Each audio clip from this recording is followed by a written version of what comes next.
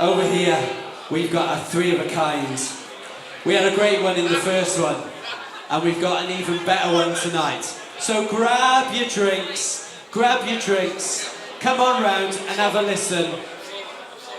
Our guests are here, they're giving up their time, so let's have a bit of shush. Otherwise, Wendy out there, where are you, Wendy? Yes. Wendy will sort you all out. Oh my, it's bad enough just controlling them up here. Hang on. Take mics. Please give it up. We've got Ben, Becky and Andy, a three of a kind. Hello. I tell you what, we're going to leave those puppets till last. They freak me out, puppets. Don't they freak you out? Becky, thank you for coming. How are you feeling? Fine, yeah, totally fine, thanks. I appreciate you coming along. Oh no, it's great Ben, to be here. Congratulations, I didn't know this. You didn't tell us this. Amazing news. It's great, isn't it? Now, you are here, you are representing Sound City Liverpool. How many of you know Sound City or have been to Sound City Liverpool? Yeah. Fantastic, Amazing. It's growing and growing. Thank you guys. How did you become involved with Sound City? I met Dave, who set it up, and he's the CEO, back in 2008, just after he'd done the first one. And I really liked what he was doing because I thought it was really interesting that Sound City was not just a music festival, but it was also a music business conference. Yeah. And so I really wanted to get involved, and then it was in 2008 to 2009 that I first was on a team and started working in a very small with a very small number of people, and it's just grown since then, really. And what is your background? Because earlier we heard from Wendy, who started the MCC, and because she wanted to work in the music industry. And I know that there are people here who want to do the same. What was your way into it? Was it something that you studied, or was it through jobs, or through being around the scene? No, it was actually, I always wanted to work in music when I was growing up. And I used to work in HMV when I was at uni, and I used to write fanzines when I was younger, which were like little magazine type things. You wrote fanzines? Yeah, I did one on the Manic Street Preachers and one on Suede when I was about 14. You did which Manic's fanzine did you write? It was just like a little one that I had in Shropshire. It wasn't like one of the main ones, but I just did my own ones that I'd like print and give out around Shropshire where I was growing up. I love that. Now, so that was where my love kind of came from. You and I are going to have to talk Manics afterwards. I'm a massive Manics fan. Oh. In fact, I was lucky. Really? Yeah. Oh, shut up. I did. In fact, I was on Mastermind, and they were my chosen subject. Really? Specialist subject. Oh yeah. My God. I had the big thumbs up from Nicky Wire. Really? And they're going to be at a certain festival somewhere else up north this year, Kendal Calling. He didn't wear a dress last time. I was bitterly disappointed. And it was like, get him back again. He needs to be on that stage. He's got great legs. Getting his legs out. Dodgy knees, but he's got... Fishnets. He's beautiful. And so you got in through music through there, and now with Sound City. Have you been with them since they've been in Liverpool, or because originally didn't it start in Manchester? No, years ago, or something like that, a version of it. Dave, who's our CEO, he used to work on In the City many years ago, and that was the original music conference. In the City, that's right. That's what I was thinking of. And so they actually brought In the City. That always took place in Manchester, and it was Tony Wilson that was the driving force behind that. Tony Wilson. Hey, dropping the T-bomb there. He was the visionary that started all the music business conference stuff in the UK, and so he was, obviously that was an incredible thing that's led to what has happened today with obviously Sound City, and then things like Off the Record and many others. I love that you've mentioned that, because his influence really is massive. Now, I want to bring you in here as well, Ben, at this moment, because we've got one, this is one person's story. Ben is one of the directors of From the Fields. I want to say, is it In the Fields? In the Fields, sorry, apologies. And have any of you been to Kendal Calling or Blue Dot? Oh, yes. Exactly. How did you start a festival? Because there are so many now, and I know so many people that just say, hey, should we start a festival? As though it's just as No, easy don't as do that. it. Like, my best advice is don't do it. Like, Don't do it. There we go. Yeah. And there, don't do it. if you're around 10 years ago and you didn't know how hard it was and you didn't know how many festivals were going to appear, then have a go. Have a go at anything. But Yeah. I mean, I always wanted to be on TFI Friday, surrounded by zig and zag. So, like, this is why I You started are a almost festival. there. I've You're done it. almost Like, there. yeah. We've almost made We've got your matching life. jackets here. Like, top buds. Top buds. But seriously, how did? I know it sounds a cliche, but we want to know, how did it start? 'Cause we Okay, go- so for me, I grew up in the 90s. I played Mario Kart. I listened to Suede. I listened to all the bands in the 90s. I grew up in a village in the arse end of nowhere, similar to what the lady just talked about on the stage. Yeah. You know, I wandered around. I tried to have a Manchester accent because I'm from Cumbria, and that's not a great accent. When you're from Cumbria, you know, There's at a nothing certain wrong with a age, Cumbrian at a accent. certain age, you all want to get out of where you're from.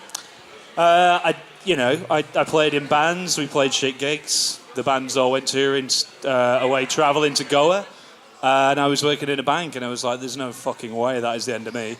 I've got to be involved in music. I'll put on a gig." So I put on a gig. I put on another gig. I met another guy called Andy Smith. Did you leave the bank completely, or did you start doing the gigs? So I started simultaneously? I did Kendal Calling for 2 years while working in the bank. I left. They actually said when I left, it's a good job if you left, because if you didn't leave, you were going.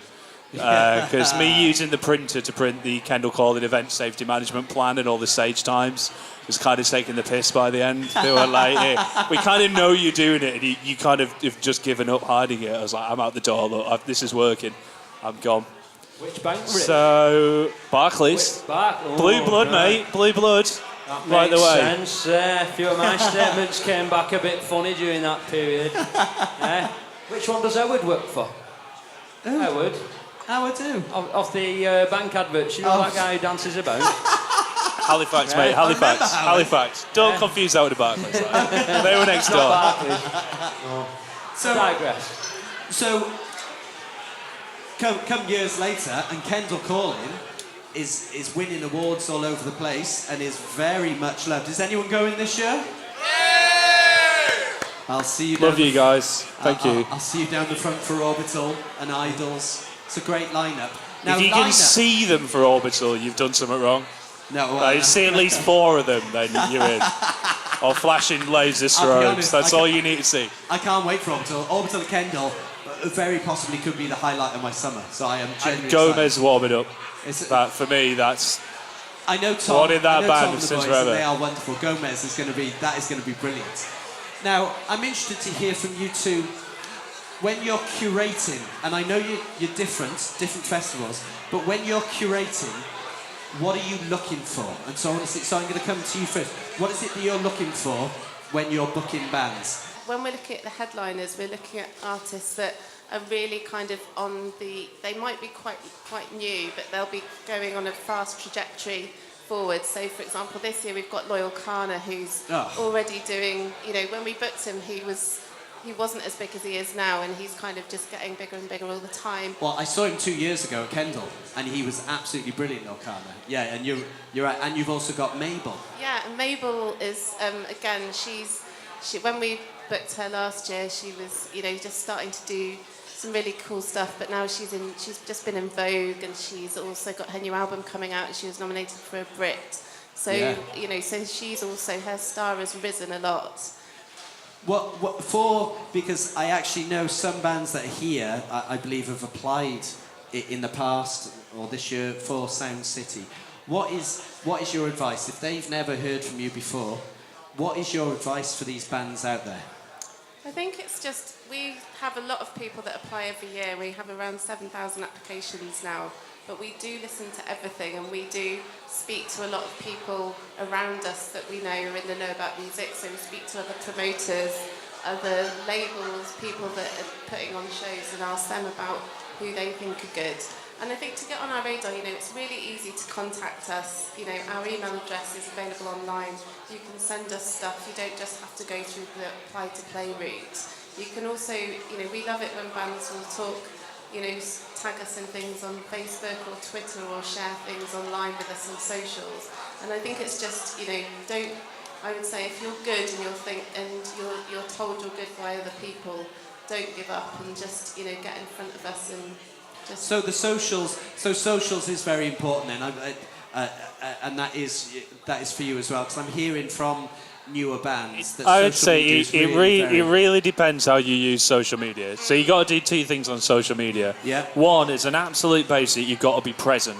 That means that you have to consistently be putting out stuff which is of quality or humour or interest. That won't get you anywhere. That'll just make sure that people are seeing that you exist. Right. That's the first thing. Then if you want to approach a festival like Liverpool Sound City or Kendal, you've got to do something on Twitter or elsewhere, remembering that we're just sitting in an office. As snazzy as the festivals are and the shows are, we spend most of the year sitting in an office looking at spreadsheets, answering emails, listening to some cool bands. And if somebody pops up on Twitter and like, oh my God, some of this band's just done, they've tagged us in this, or why the fucking hell has we had 20 emails today about this one band, And there's an element of just going, all right, just have some fun with the festival. Go, right, we really want to play Kendal Calling. So the Sherlocks did it. The Sherlocks did it for a laugh, and it got all over the place. They just took a festival bill and they just put their name all over it. And then it was all over the internet. And that's someone with desktop publisher, probably. I sound a bit old, maybe Photoshop. Just doing something for a laugh and then tweeting it. Like, just being on there and present is basic, but that won't actually really do much. But you have to do that anyways. Then you just got to get creative. But you've also got to be confident in what you're pointing people at. Like, I found while clearing out the house the other day some CDRs with a handwritten note. And I was like, God bless you, but it's not 10 years ago. I'm not going to listen to that. You have to show me a snazzy fucking world that you're doing without my help to show that you know what you're doing with your bands, that you've got good press shots, that you've got good content. I'm not going to have to do the work for you.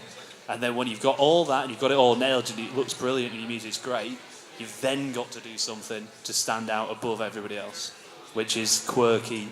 That's where we run festivals, but we're also marketing. We're trying to engage with audiences. So you help us do that via your bands, and the door's wide open. If you come to us going, well, I've got a band and I need an audience, I thought you could give me your audience by me being at the festival. And we'll probably go, well, we could, but there's all these other bands that will bring the additional audiences, and we need that.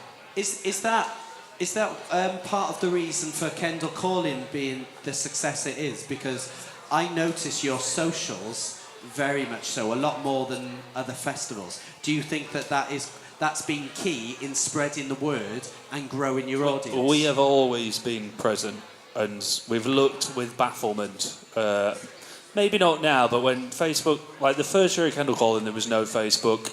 We printed 5,000 flyers without the date on and just wrote them on in black marker pen going, this is probably not a good idea, what are we doing? By the second and third year, there was 3,000-4,000 people following us on Facebook, and we were like, whoa, they're there. There's an audience. Let's make sure we're doing it. But through that process, we would go on to site and make sure that we were posting on site. It's kind of a given now. You see an event, we'll post on social media all the time, it's live. But when festivals were more emergent a few years ago, you'd have the same people plugging the generators in that were running the Twitter. Or the Twitter didn't exist, it was the Facebook. So you could watch a festival, post loads until the week of the festival, and post nothing for a fortnight because they've gone off grid. And we were always like, no, we just, we need to keep that going out.